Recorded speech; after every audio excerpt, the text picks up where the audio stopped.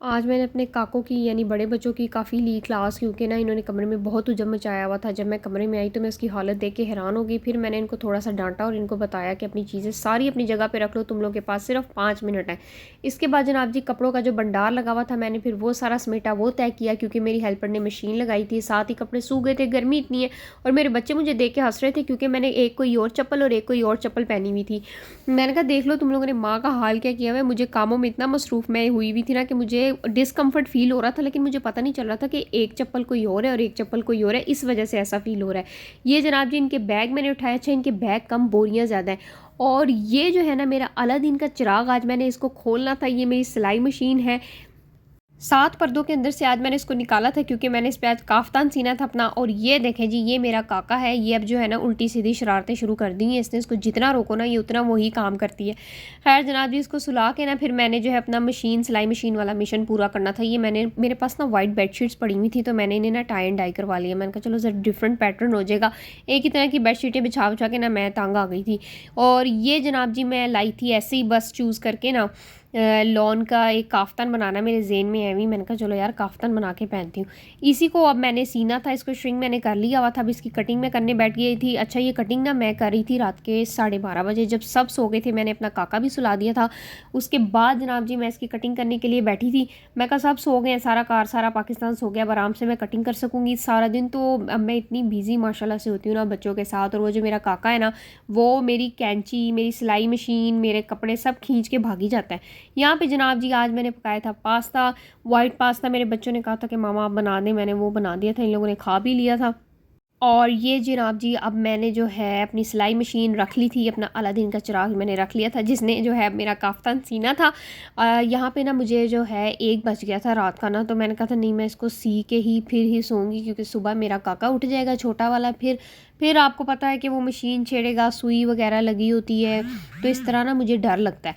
तो मैंने कहा नहीं यार सोए हुए उसके काम कर लेती हूँ। फिर ये इतना मुश्किल नहीं था, इतना टाइम नहीं इसने लेना था ना, इसलिए। और साथ साथ फिर वही जी मेरे दिमाग में थोड़ा थोड़ा डर भी आई जा रहा था कि आधी रात को बैठी हूँ सारे कमरों में अंधेरा से, सिर्फ टीवी लाउंज की लाइट जल रही है। ये जनाब जी दोपहर का क्लिप है। मैंने दोपहर को जो है अपनी हेल्पर के जो है कहा बहन तुम बैठ जाओ, उसकी तबीयत नहीं सही थी। मैंने कहा मैं बाकी का काम खुद कर लेती हूँ, थोड़ा बहुत तुम कर लो, मिलजुल के काम कर लेते ना, तुम्हारा मेरे बगैर गुजारा है। हम दोनों एक दूसरे का सहारा बन के काम कर लेते हैं। हम दोनों का ही एक दूसरे के बगैर गुजारा नहीं था। अच्छा उसकी तबीयत नहीं सही थी, उसकी कमर में ना कोई मसला हुआ है, जिसकी वजह से ना वो ज़्यादा काम नहीं कर सकती, झुकने वाला भी और ज़्यादा भारी काम भी नहीं कर सकती। तो मैं कहा चलो कोई बात नहीं यार, हम मिलजुल के कर लेते हैं। थोड़ा सा टाइम मुश्किल है, उस बेचारी की भी अब मजबूरी है, क्या कह सकते हैं, एक दूसरे का एहसास करना चाहिए। यहाँ पे मैंने जनाब जी फटाफट से टेबल क्लियर की। टेबल पे तो मेरा यही हर वक्त जंग लगी होती है। यहाँ पे जी वही कपड़ों वाला क्लिप है, उससे पहले ये सारी मेरे कमरे की हालत थी जो मैं आपको दिखा रही हूँ, और ये मैंने क्लियर करनी थी। बस मैंने ना अपनी हेल्पर से कहा था तुमसे जितना आराम से होता है ना वो कर लो, बाकी का सारा मैं खुद ही कर लूँगी। उसने मेरा किचन कर दिया था, बस हल्का फुल्का सा झाड़ू लगा दिया था, और मैंने उसको कहा था भाई ठीक है तुम जाओ। अब यहाँ पे जो मेरे बच्चों ने उधम मचाया हुआ था ना, जिसकी वजह से उनकी पहले भी क्लास हुई थी, ये सारा क्लियर करना था मैंने, और इसी वजह से मैंने डांट रही थी। अभी इन्होंने अपने बेडरूम का हाल भी बहुत बुरा किया हुआ था। ये जनाब जी फिर आधी रात का क्लिप है। अच्छा क्लिप ना मेरे उल्टे सीधे थोड़े से आज हुए हुए हैं, क्योंकि ना मुझे टाइम क्लिप कुछ सही करके लगाने का भी टाइम नहीं मिल रहा था। यहाँ पे जनाब जी फिर मैंने अपनी इंच टेप पकड़ी, और मेरा जो है दर्जी मोड ऑन हो चुका था। मैं काफ़ी देर बाद अपनी मशीन पे ना बैठी हूँ, जब से मेरी बेटी हुई है ना छोटी वाली, तो मैं उसके बाद से जो है ना तकरीबन आप समझ लें 1.25 साल बाद मैं दोबारा अपनी मशीन पे बैठी हूँ।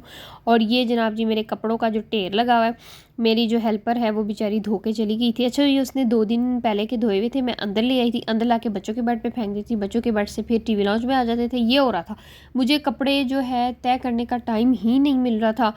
एक गर्मी की वजह से लाइट चली जाती थी, कुकिंग करनी होती थी, गैस चली जाती थी, फिर मेरे थोड़े से बाजार के चक्कर थे वो भी मैंने करने थे। फिर मेरा काका कोई इतना चिड़चिड़ा हुआ था ना, पता नहीं इसको क्या हो गया है, रात को भी नहीं ठीक से सो रही, ये 3-4 दिन हो गए, तंग करती रहती है। और दिन में भी सारा दिन चिड़ी होके ना रोती रहती है कि बस मुझे गोदी उठा ले, मुझे गोदी लेके फिरते रहो, उसको ये होता है। या फिर उसको छोड़ो तो वो इस तरह की कार्रवाइयाँ डालने में मसरूफ़ हुई होती है कि मुझे ना उसके पीछे पीछे फिरना पड़ता है कि ये जो कोई चीज़ ना उठा के मुंह में डाल लें, या ये गायब हुई हुई है, ये कहीं स्विच वगैरह में तो नहीं उंगली दे रही, इस तरह के ना मुझे जो है बड़ा इसके पीछे पीछे बड़ा ध्यान रखना पड़ता है। और एक जब मैं ये चादर सर पे ले लेती हूँ ना, तो उसको होता है मेरी माँ पता नहीं कहीं जा रही है, चादर लेके बाजार जा रही है, कहाँ जा रही है। चादर लेने की देर होती है भाई, वो तो मेरी गोदी से बिल्कुल ही नीचे नहीं उतरती। अच्छा जी ये थी मेरी आज की रूटीन, और आपको मेरी वीडियो अच्छी लगी है तो प्लीज़ मेरे चैनल को सब्सक्राइब, मेरी वीडियो को शेयर और लाइक ज़रूर कीजिएगा। अगली वीडियो तक के लिए इजाज़त दें, अल्लाह हाफ़िज़।